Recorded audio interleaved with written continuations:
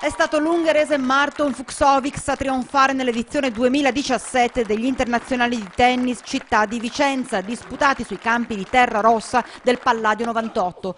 Una battaglia durata 3 set che ha visto l'ungherese superare in finale il 22enne serbo Laszlo Djere.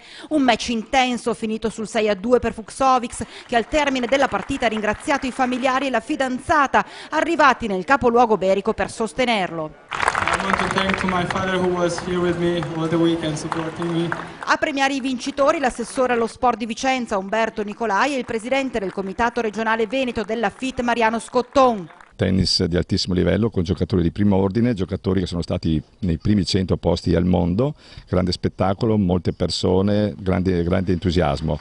E il Veneto si sta portando a livelli molto alti come organizzazione di tornei, merito di dirigenti. Il presidente del Tennis Palladio 98 Enrico Bettini ha definito l'edizione 2017 del Challenger la più bella di sempre.